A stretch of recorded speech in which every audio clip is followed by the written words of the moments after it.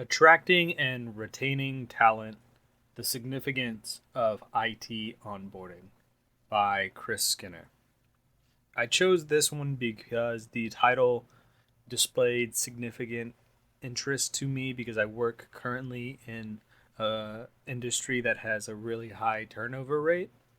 So looking how it might affect the potential future career I'm planning to work in, the title was enough to gravitate me towards this article. Within the article, it says that employee turnover is around 20% within the first 45 days. The reason behind this, they claim, is bad onboarding. So they're saying that pretty much 20% of all employee turnover happens within the first 3 months because of companies having inadequate onboarding processes, which just leads them to not want to work at that company. It also states that employees with good onboarding, about 60% of them stay, and it was an even higher number over a couple of years. They stay because they had a good experience with their onboarding process. It continues to say that the productivity needs of new employees is different, or that it's changing. It says today's workforce demands flexible work styles and enabling people to work from home or their office. Pretty much just saying that it's very important for new hires or new people entering the workforce or changing jobs to be able to work from any location on any device. And this all factors into retaining talent. Additionally, with what we just said, the new hire experience has evolved from a more traditional sense to more modern, meaning it's more focused around the individual they're hiring rather than exclusively the company needs. Some of the key challenges that are faced within onboarding and retaining talent are accounts and passwords. Configuration complexities often force IT to configure laptops as users, increasing the risk amount of misuse and data breaches.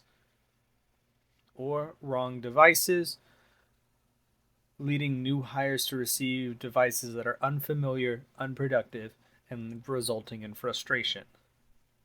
Or a big one, delivery address. Often leads to new hires not receiving equipment on time if there's a mistake in the delivery. So if people are working from home, one mistake is a mistake in the address, which just causes hiccups and causes disruption in the onboarding process. The reason why this one interests me is that this type of thought and process in the corporate IT world will directly impact me. I'm planning to work in IT. I haven't decided on a specific job or position yet, but this kind of hiring logic will be hopefully applied to me, and that's interesting. And a high turnover rate is something that I currently experience in the professional world. I work in a grocery store, and our turnover rate is extremely high. We have a turnover of, 2 to 6 people a week in my current profession. So that concept as a whole is something I'm experienced in. I also just really thought it was neat to see this idea expanded on, that employee longevity can be tied to the onboarding experience. It was not something I had thought of previously, but I guess that is a good indicator of how the company can handle itself in the long run. And as an employee and somebody looking to work somewhere, that initial process could cast an image or a shadow over my potential future somewhere.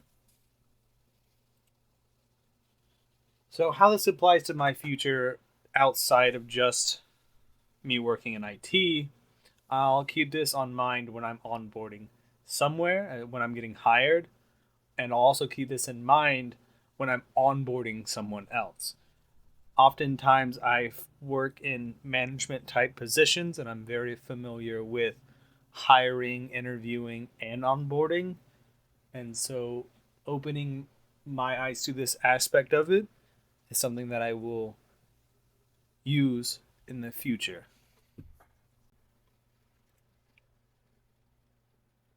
IT onboarding and hiring is constantly evolving, and it's driven by technological advancements, the change in the workforce, the change in expectations, and it's essential to regularly renew and review these processes to gather feedback from new hires to identify opportunities for improvement.